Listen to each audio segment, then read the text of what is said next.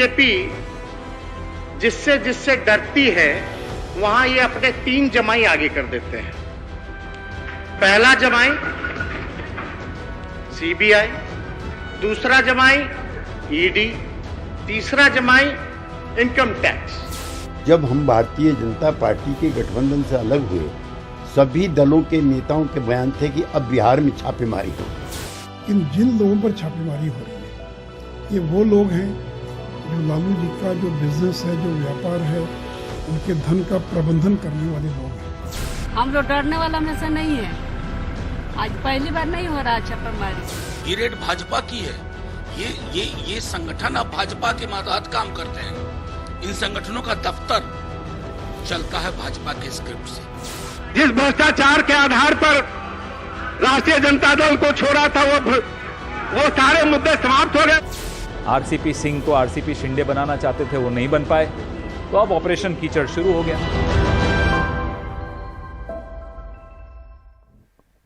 सियासी छापों पर संग्राम है, लेकिन सबसे पहले इस वक्त की बड़ी खबर बिहार से कि नीतीश कुमार ने विश्वास मत जीत लिया है। इसके पहले नीतीश कुमार जब हाउस में बोल रहे थे तो उन्होंने जमकर हमले किए केंद्र सरकार के ऊपर भी। और इस वक्त की बड़ी खबर यह है कि ध्वनि मत से विश्वास मत नीतीश कुमार ने जीता है। और विधानसभा में जो फ्लोर टेस्ट हो रहा था उसी के बीच में लेकिन आरजेडी जो इस नई सरकार में, इस गठबंधन में शामिल है, उनके लोगों के घर, नेताओं के घर सीबीआई के छापे पड़े हैं। पर इस वक्त नीतीश कुमार ने विश्वास मत ध्वनि मत से जीता है।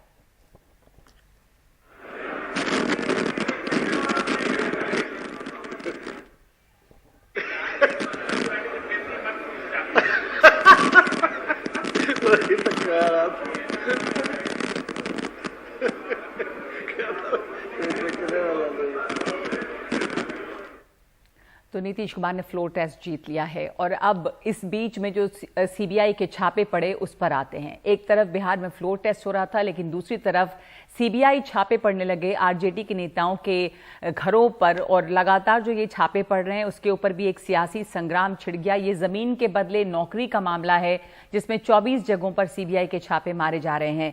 छापे जो हैं वो दिल्ली, गुरुग्राम, पटना, कटिहार और मधुबनी में मारे गए हैं। गुरुग्राम में अर्बन क्यूब 71 मॉल पर छापे मारे गए हैं, जो तेजस्वी यादव और उनके करीबियों का बताया जा रहा है, जिससे तेजस्वी यादव ने इनकार किया है कि अर्बन क्यूब मॉल से मेरा कोई लेना देना नहीं है। इसके अलावा white land corporation private limited के यहां भी सीबीआई की टीम पहुंची है। राष्ट्रीय जनता दल के 4 नेताओं के घरों पर सीबीआई छापे मार रही है, जिनमें 2 राज्यसभा के सांसद हैं, एक हैं अशफाक करीम और दूसरे सांसद हैं फयाज अहमद। इसके अलावा एक मौजूदा विधान पार्षद सुनील सिंह और एक पूर्व विधान पार्षद सुबोध राय के घरों पर भी सीबीआई छापे मार रही है। इस मामले में लालू यादव और उनकी पत्नी राबड़ी देवी भी आरोपी हैं। और ये जो छापेमारी हुई है ये एक ऐसे समय में हुई है जब फ्लोर टेस्ट बिहार में होना था। और बहुत दिलचस्प है कि जब से ये सरकार गिरी थी बीजेपी और जेडीयू के गठबंधन की और नई सरकार बनी जेडीयू और आरजेडी के गठबंधन से, उस दिन सबसे पहला सवाल या जो चर्चा हुई थी वो ये हुई थी कि अब सीबीआई के जो छापे हैं क्या वो तेज होंगे, जिस पर तेजस्वी यादव ने एनडीटीवी से बात करते हुए कहा भी था कि वो पहले से ही हमारे घर में आकर बैठ जाएं, हमें कोई चिंता नहीं है, ये तो होना ही है। और वही इस समय हुआ है। बिहार में सीबीआई की जो छापेमारी है वो चल रही है और इस पर बीजेपी बनाम आरजेडी एक संग्राम छिड़ा हुआ है।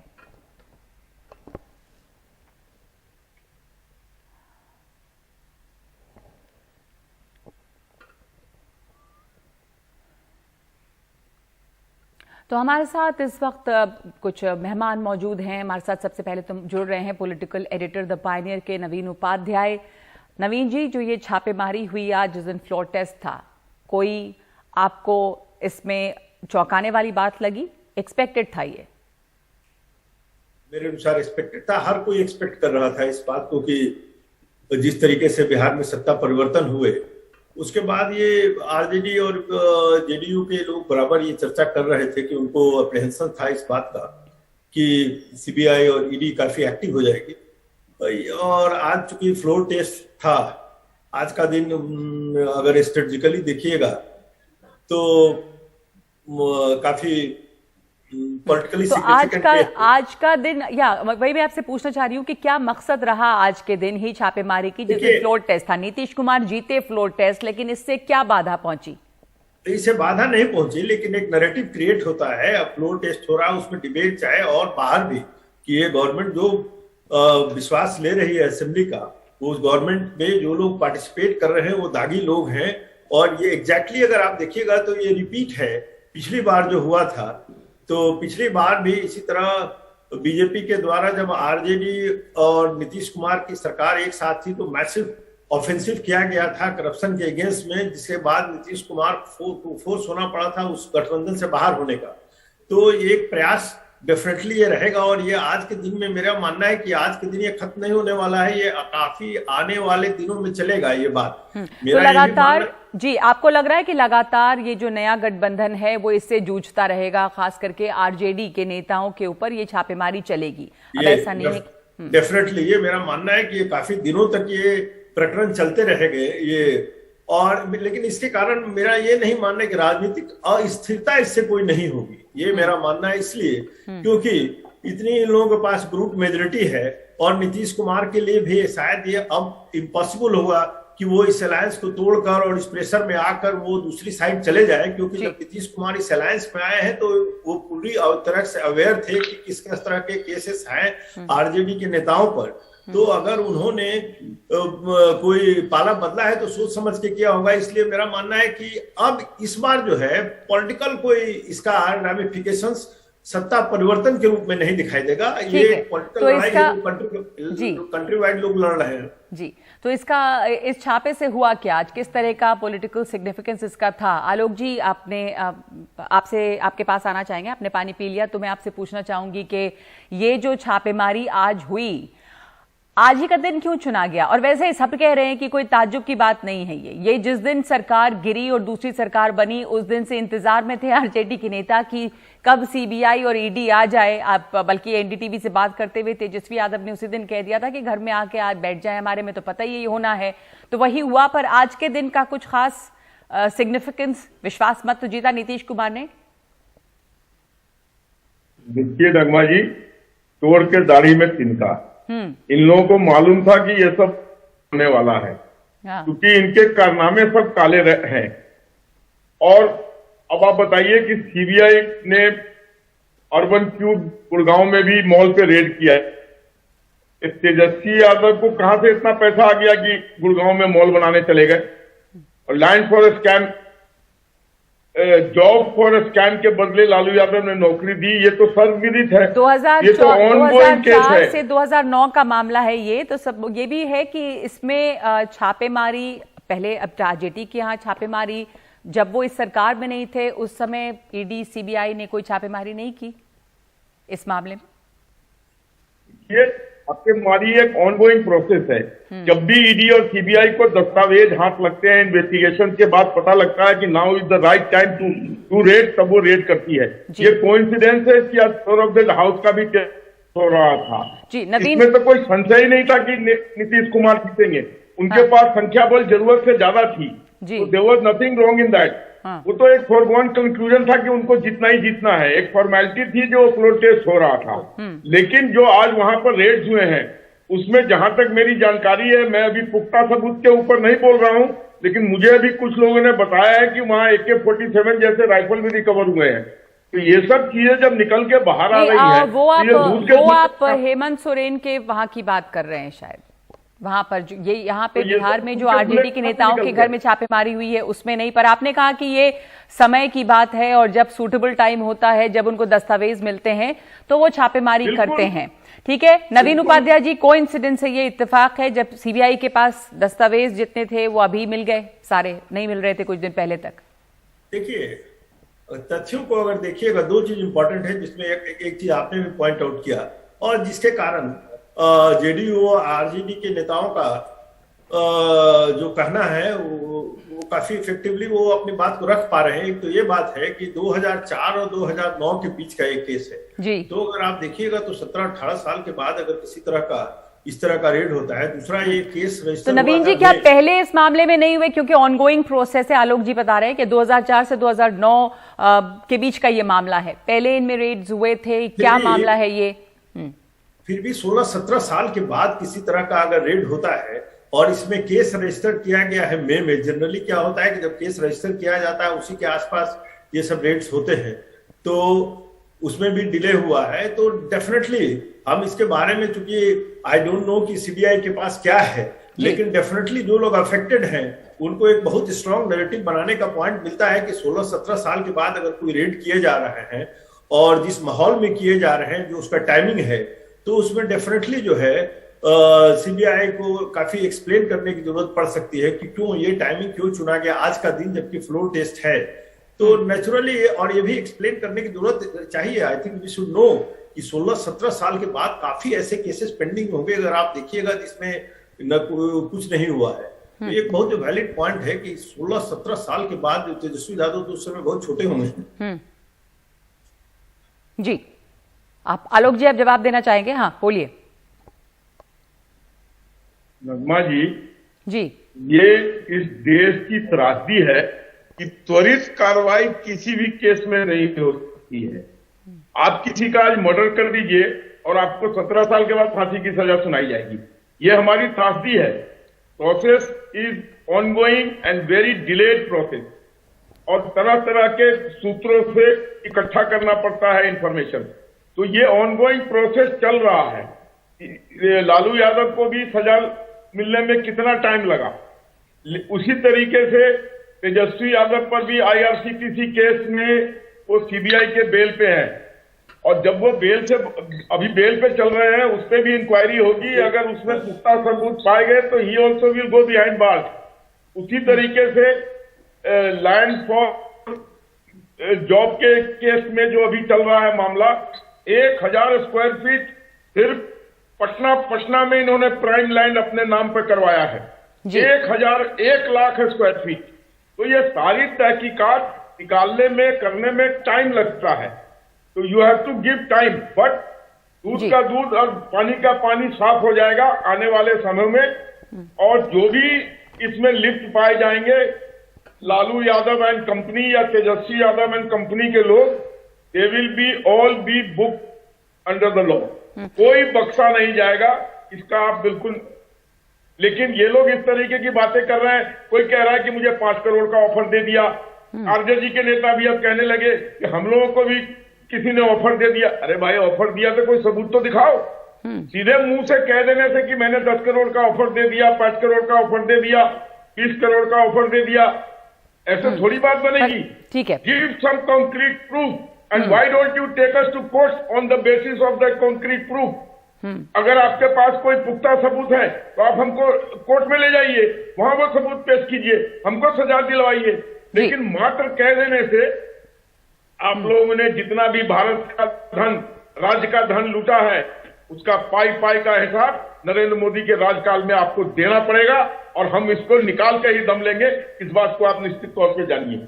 हम छोड़ेंगे किसी को नहीं। जिस किसी ने भी इस एक्सचेकर के साथ खिलवाड़ किया है और उस पैसे को गलत ढंग से तो फिर आप तो ये ईडी सीबीआई की सतर्कता को लेकर आप कह रहे हैं कि नरेंद्र मोदी सरकार में इसको छोड़ा नहीं जाएगा। तो आरजेडी के मनोज झा ने इसके पहले हम लोग सुन रहे थे, वो कह रहे थे इसी बात को कि ये जो एजेंसियां हैं उनका दुरुपयोग लगातार या उनका उपयोग विपक्ष के ऊपर लगातार हमला करने के लिए किया जा रहा है, और जहां जहां पे विपक्ष अगर सरकार में आती है तो वहां ईडी और सीबीआई की कार्रवाई या उनकी मुस्तैदी बहुत ज्यादा तेज हो जाती है, नहीं तो फिर वो शांत रहते हैं।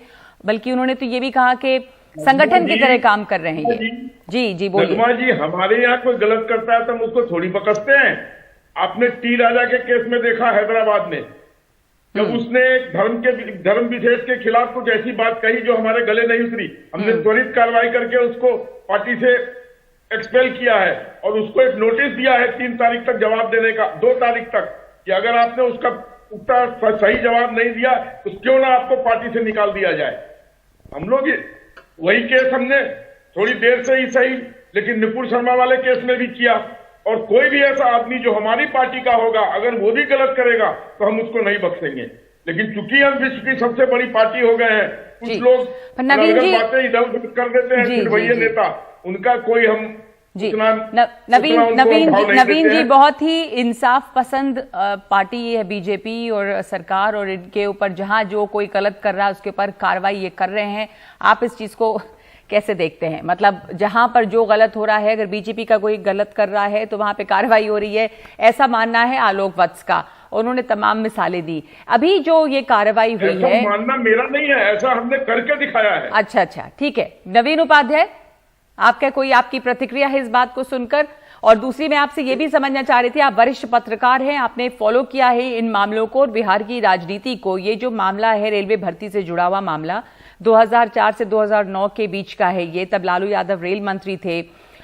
इसमें एफआईआर जो है वो इतनी कब दर्ज हुई, इतनी लेट दर्ज हुई? पहले इस मामले में क्या हुआ था? इसमें तमाम लोगों के नाम हैं, लालू यादव, राबड़ी देवी, मीसा भारती, हेमा यादव, और ये जो मॉल वाला मामला है तेजस्वी यादव जिसको डिनाई किया है कि इनका कोई लेना देना नहीं है, वो भी क्या इश्यू है? देखिए, पहले तो हम ये कहना चाहेंगे एज ए जर्नलिस्ट, हम कोई भी अगर आदमी करप्ट मीन्स में इन्वॉल्व है तो उसके अगेंस्ट में एक्शन हो रहा है, आई हैव नो सिंपैथी। लेकिन ये साथ साथ जरूर ये होना चाहिए कि कंट्री वाइड जो ये क्वेश्चन उठाए जा रहे हैं प्रोब एजेंसीज के टाइमिंग्स पर और सेलेक्टिव ढंग से जो रेड हो रही है, आई थिंक डेमोक्रेसी के लिए बहुत इंपॉर्टेंट है कि इन सब चीजों के डाउट को खत्म किया जाए, क्योंकि ये बार बार इससे अपोजिशन के लोगों को ये तर्क देने में वो जो तर्क देते हैं तो उस पर somehow people get convinced कि ये सेलेक्टिव विच हंटिंग हो रहा है। तो आई थिंक ये सबसे बहुत इंपॉर्टेंट है कि ये probe agency should come clean, either the government और द प्रोब एजेंसी, ताकि पब्लिक कन्विंस रहे कि जो हो रहा है वो सेलेक्टिव विच हंटिंग नहीं है। दूसरा कि देखिए, ये 2004 से 2009 के बीच का मामला है। इतने दिनों के बाद मई में इसमें जाकर एफआईआर दाखिल होता है जी मई 2022 में, 18 मई 2022 में। और ये सब चीजें जो है, अगर ये सब चीजें प्रूव करना बहुत डिफिकल्ट है कि किस रेट में लैंड खरीदा गया है, किस रेट में होना चाहिए था। अगर ये हम कुछ लोगों के नाम यहाँ पर नहीं लेने चाहते हैं, लेकिन कुछ नेता अभी भी कंट्रोवर्सी में रहे हैं जिन्होंने कुछ लैंड एक्वायर किया और जिस प्राइस पर, वो भी चर्चा का विषय रहा है। तो ये बहुत डिफिकल्ट है इन सब चीजों को इतने दिनों के बाद प्रूव करना कि क्या हुआ है। लेकिन अगर आप देखिएगा तो इमीडिएटली आफ्टर ये गवर्नमेंट के चेंज होने के बाद जिस तरीके से ये चीजें हो रही है और जो अप्रहेंशन जताया जा रहा था कि ये होगी, तो somehow I think it's very important इस पर एक क्लैरिफिकेशन आना चाहिए कि क्यों टाइमिंग क्यों आज चूज किया गया इसका। आई डोंट थिंक कि प्रोब एजेंसी इस तरह का कोई क्लैरिफिकेशन कभी नहीं देती है। जी, आप कह रहे हैं कि प्रोब एजेंसीज को इसके ऊपर एक सफाई देनी चाहिए क्योंकि लोगों के मन में शंकाएं होता नहीं है। लेकिन ये क्या होगा, ये पॉलिटिकल स्लग फेस्ट होगा। और ये इसका पॉलिटिकल आउटकम होगा। ये देखिए, प्रोब एजेंसी और अपोजिशन के बीच में ये लड़ाई कंट्री वाइड चल रही है, चलती रहेगी। और अल्टीमेटली ये हो भी रहा है पॉलिटिकल स्लग फेस्ट, क्योंकि इसके ऊपर संग्राम छिड़ा हुआ है। एक तमाम पार्टियों के नेता जो हैं वो एक दूसरे के ऊपर आरोप प्रत्यारोप जो है वो लगा रहे हैं। इस वक्त हमारे साथ जुड़ गए हैं मयंक सिन्हा भी, जो प्रवक्ता है जेडीयू के। आज की जो रेड्स रही है मयंक जी, उसके ऊपर सवाल उठ रहे उसकी टाइमिंग के ऊपर, तो आपका क्या कहना है इसके ऊपर?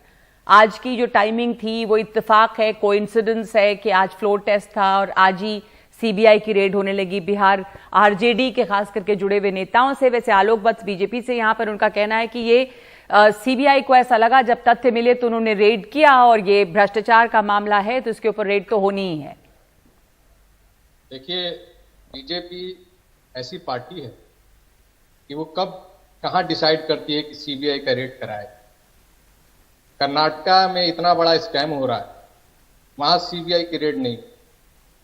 गुजरात में जो ड्रग्स का कितना बड़ा केस हुआ, वहां पर सीबीआई का रेड नहीं हुआ कि किसका क्या था नहीं।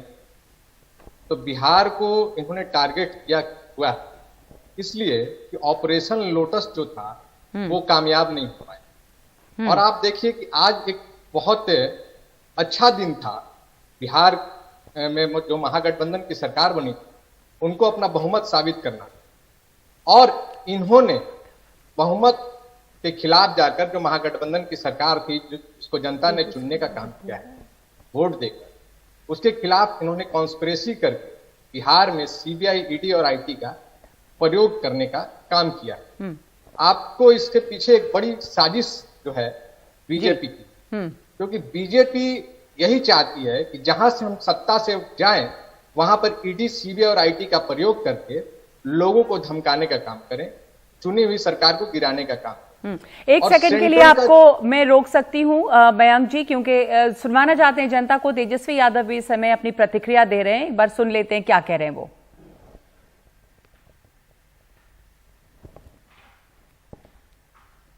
चाहे बिहार का विशेष राज्य का दर्जा हो या बिहार का स्पेशल पैकेज हो, चाहे पटना विश्वविद्यालय को सेंट्रल यूनिवर्सिटी देने का दर्जा हो, हर एक सेंट्रल स्कीम में बिहार के साथ भेदभाव किया गया। वो तो सारी बातें आज सदन में हुई है। हम ये कहना चाहते हैं जो संदेश आज बिहार विधानसभा से पूरे देश के विपक्ष को गया है,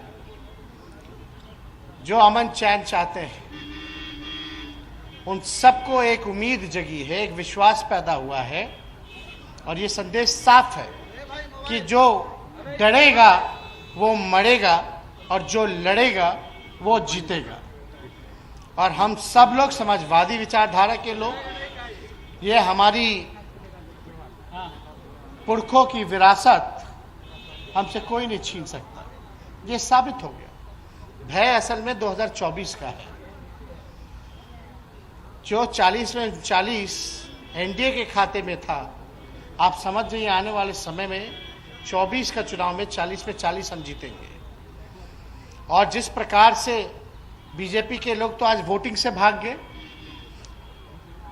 ये लोग डरपोक लोग हैं और डर करके यहां सदन में सामना नहीं कर पा रहे हैं, तो अपने तीनों जमाइयों को आगे कर दिया, चाहे सीबीआई हो, ईडी हो, इनकम टैक्स हो।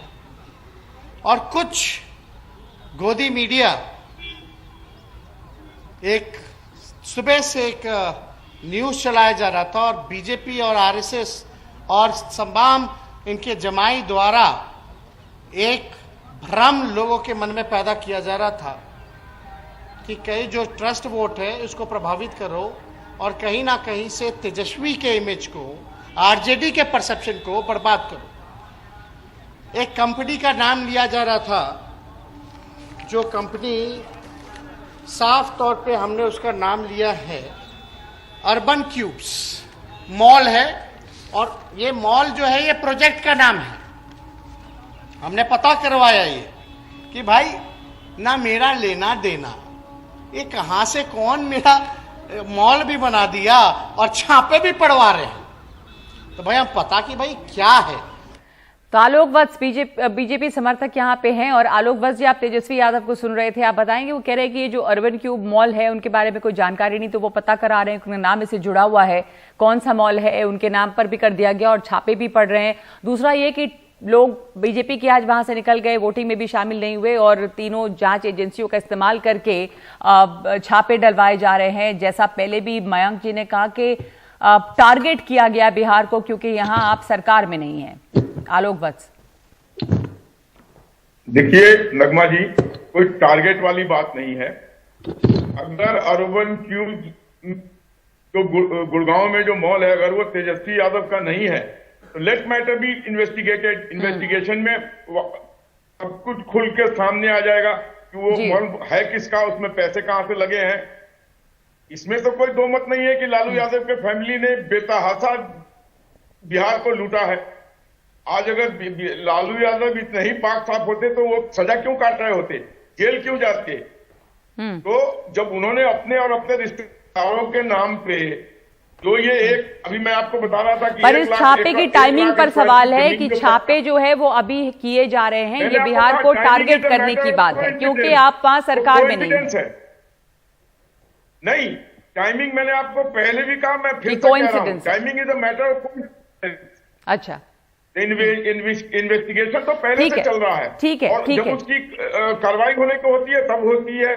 अब ये अलग बात है कि उस समय फ्लोर ऑफ द हाउस पे टेस्ट हो रहा था और उसमें से अगर बीजेपी वॉकआउट कर गई तो उसमें क्या गलत है? ऑपोजिशन बहुत सी चीजों में वॉकआउट कर जाती है।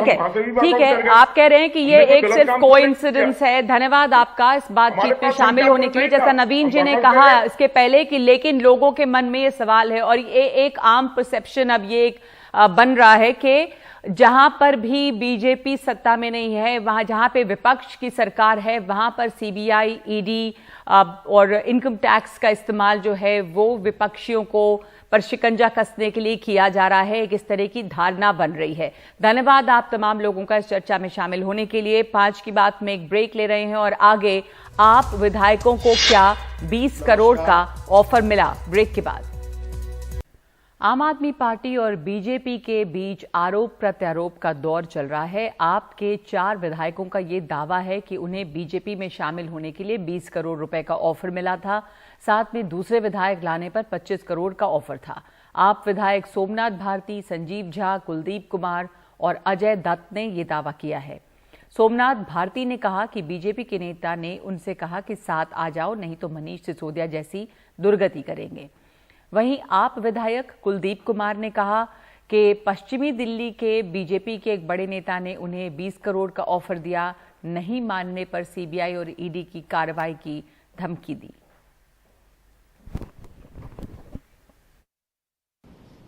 भाजपा के शीर्ष के नेताओं ने मेरे साथ एक प्रयास किया।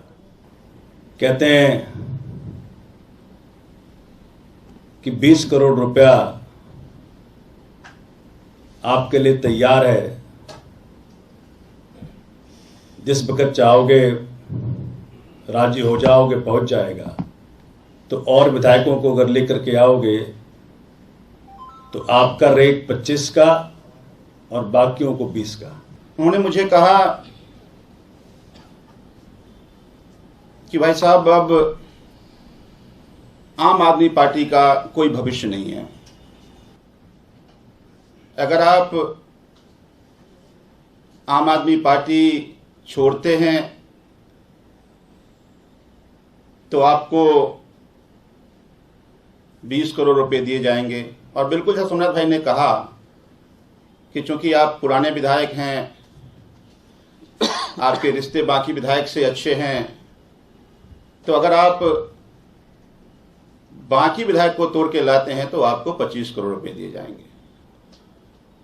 और अगर भारतीय जनता पार्टी में आप शामिल होते हैं तो 20 करोड़ रुपए आपको दिए जाएंगे और आपके संपर्क में जो भी साथी विधायक हैं जिनको आप ला सकते हैं, अगर उनको भी आप लेकर आते हैं तो 20-20 करोड़ रुपए उनको और 25 करोड़ रुपए आपको दिए जाएंगे। मैंने कहा मनीष सिसोदिया तो बेकसूर है। कह रहे हमें पता है वो बेकसूर है, हम जानते हैं। एक दूसरे स्टेट के मेरे जानकार हैं जो पूर्व में सांसद रहे हैं, उन्होंने मुझे कांटेक्ट किया और उन्होंने मुझे कहा कि भाई दिल्ली की सरकार गिरने वाली है और तुम आम आदमी पार्टी छोड़कर बीजेपी के साथ आ जाओ।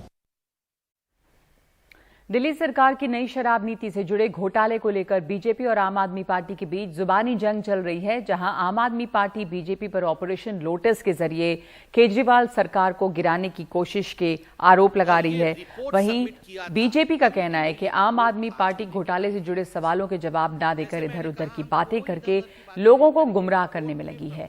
संबित पात्रा ने कहा कि शराब के ठेके बांटने में टेंडर की प्रक्रिया का पालन नहीं किया गया, साथ ही इसे लेकर बनी 3 सदस्यों की कमेटी की सिफारिशों को नजरअंदाज करके प्राइवेट कंपनियों को पैसे लेकर ठेके बांटे गए।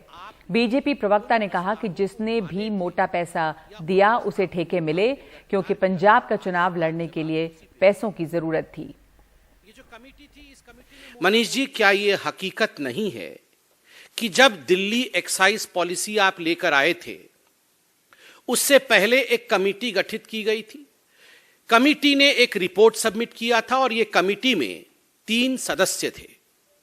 प्रश्न नंबर 1, क्या आपने इस रिकमेंडेशन को, जो कमेटी ने रिकमेंडेशन दिया था, उस रिकमेंडेशन को आपने माना क्या होलसेल का काम आपने सरकार के पास रखा? नहीं रखा। आपने कमीशन लेके मैन्युफैक्चरर्स जो थे उनको रिटेल में लेके आके, इंडिविजुअल तो दूर, मैन्युफैक्चरर्स को भी इन्वॉल्व कर दिया। और तो और जो ब्लैक लिस्टेड कंपनियां थी उनको भी आप लेके आके इन्वॉल्व करते हैं। क्यों? क्योंकि मोटा माल मिला। पंजाब के चुनाव के समय मोटे माल की आवश्यकता थी।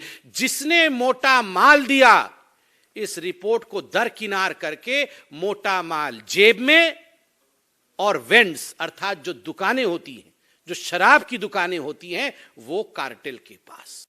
इसी 28 तारीख को यानी कि रविवार को नोएडा के सेक्टर 93A में 40 मंजिला सुपरटेक ट्विन टावर को ढा दिया जाएगा। दोपहर ठीक 2:30 बजे ब्लास्ट किया जाएगा। इसके लिए दोपहर 2:30 से 3 बजे तक नोएडा में नो फ्लाइंग जोन रहेगा। ट्विन टावर गिराए जाने से पहले उसके पास की सुपरटेक एमरल्ड और ATS विलेज में रहने वालों की सांसें ऊपर नीचे हो रही हैं। सुपरटेक एमरल्ड के 2 रिहायशी टावर ऐसे हैं जिनकी ट्विन टावर से दूरी सिर्फ 10 मीटर है। यहां रह रहे लोगों से उनके घरों का जायजा लेते हुए हमारे सहयोगी सौरभ शुक्ला की ये रिपोर्ट। हम इस वक्त नोएडा की सुपरटेक एमरल्ड सोसाइटी में है, 93A सेक्टर में। ठीक बगल में जो ट्विन टावर है उनका डेमोलिशन होना है। आप देखेंगे पूरी सोसाइटी जो टावर है बिल्कुल नज़दीक है जहाँ डेमोलिशन होना है, और वो पूरे टावर को आप देखेंगे ये इस कपड़े से ढक दिया गया। इसे कहते हैं नॉन वोवन जियो टेक्सटाइल क्लॉथ, यानी इसके अंदर से धूल नहीं आ सकती। और सुबह 7 बजे आप सब लोगों को छोड़ के जाना है। हमारे साथ यहाँ के रेजिडेंट्स हैं। मैम का ये फ्लैट ये है, ये वाली मैम का फ्लैट 304 यहाँ पर है, और ये वाली मैम सामने रहते। तो सब लोग यहाँ इकट्ठे होकर हमसे बात करने के लिए समझते हैं। मैम क्या तैयारी कर रहे हैं आप लोग? आपका नाम बताइए। मेरा नाम सरिता है और हम लोग बस ये लास्ट वीक है, इसी में ही तैयारी शुरू करी है। धीरे धीरे जैसे हम वॉल्स पे हैंगिंग्स लगी हुई हैं, पेंटिंग्स हैं, क्लॉक्स हैं, वो सब उतार रहे हैं और टीवीज़ को भी हम उतार के जाएंगे। सब लोग जितना भी जैसे कांच है, हमारे डोर्स विंडोज़ हैं, उन पे हम सेलो टेप लगा के जाएंगे और प्लांट्स जो हैं उनको भी हम अपने घरों के अंदर रख देंगे। आपका नाम क्या है? खुशी। खुशी, आपका फ्लैट कहाँ पर है? 303 सामने। 303 फ्लैट है आपका। आप क्या करते हो? मैं लॉ स्टूडेंट हूँ। लॉ स्टूडेंट है। आपने भी तैयारी कर ली? आपके पेरेंट्स से आपने अपने बिलोंगिंग्स वैल्यूएबल्स पैक करके शिफ्ट कर दिए? हाँ, हम 2-3 दिन से यही कर रहे हैं कि जितनी भी वैल्यूएबल चीज़ें हैं जो कांच की हैं, जो टूट सकती हैं, जो रिस्क पे हैं ज़्यादा इजीली गिर के टूटने की, उन सबको रैप करके हम एक जगह रख रहे हैं, जिससे वो कम से कम अगर by chance, because first time हो रहा है एंड डर सबको ही लगता है, तो अगर बाय चांस कोई चांस है टूटने का या कुछ होने का, तो मैक्सिमम जितना हम प्रोटेक्ट कर सकते हैं अलॉन्ग विद जो हमें प्रोटेक्शन मिल रहा है, हम उसी का ट्राई कर रहे हैं। I am Himani Gupta. आपका ये फ्लैट है बगल में? हाँ, 304 में रहते हैं हम and I am owner with the estate 2 tower. तो वी आर मोर, यहाँ पे हम रेंटेड प्रॉपर्टी में, तो मतलब फ्लैट रेंटेड है बट ऑफ कोर्स सामान सब अपना है, तो वो चिंता होती है कि अगर हाई वाइब्रेशंस हुई, जैसा आपने बताया कि ये शीट कवर करेगी डस्ट से, बट व्हाट इफ कि बड़े बड़े पीसेस बिल्डिंग के वो गिरे और वो स्प्लिट हुए, तो वो उससे क्या प्रोटेक्शन होगी, क्या पॉसिबिलिटी है, क्या नहीं, तो उसके लिए कुछ भी आइडिया नहीं है। ठीक है, तो सब कुछ मिलकर हो रहा है। और 28 तारीख को सुबह 7 बजे सुपरटेक एमरल्ड और सामने ATS सोसाइटी खाली हो जाएगी। सबको अपने घरों से जाना है और 4 बजे इंस्पेक्शन होगा कि सब कुछ ठीक रहा कि नहीं रहा। अगर सब कुछ ठीक रहेगा तो फिर इन लोगों को अलाउ किया जाएगा, और उम्मीद है कि सब कुछ ठीक रहे। इन लोगों का घर है और हम सब जानते हैं अपना घर का एक तिनका बड़ी जोड़ के इंसान बड़ी मुश्किल से बनाता है, और बहुत मोहब्बत होती है कि कील भी गिर जाती है, कुछ हो जाता है तो लोगों को बड़ी तकलीफ होती है। तो फिलहाल उम्मीद पर दुनिया कायम है और उम्मीद पर यहाँ के रेजिडेंट्स भी। सहयोगी मोर्सलीन के साथ सौरभ शुक्ला, NDTV इंडिया। बिहार की नई महागठबंधन सरकार ने आज ध्वनि मत से विश्वास मत हासिल कर लिया है। इससे पहले चर्चा के दौरान मुख्यमंत्री नीतीश कुमार ने नाम लिए बगैर प्रधानमंत्री मोदी पे हमला बोला और कहा कि ये लोग सिर्फ प्रचार में एक्सपर्ट हैं, कोई काम नहीं करते। और अब हम लोगों का संकल्प है कि हम लोग मिल करके पूरा काम करेंगे, बिहार बहुत आगे बढ़ेगा। और हम लोग सब लोगों से अपील कर रहे हैं, देश भर से कितने विभिन्न प्रांतों के विभिन्न दलों के लोगों ने फोन किया है हमको कि ठीक किया, ये निर्णय लिया, और हमने कहा सब मिल करके लड़िएगा, एक साथ होकर के लड़िएगा, तो 2024 का जो चुनाव का रिजल्ट होगा। अब क्या होता है, क्या क्या तरह का दिल्ली से चल रहा है, कोई काम हो रहा है, खाली प्रचार हो रहा है। सिर्फ प्रचार हो रहा है।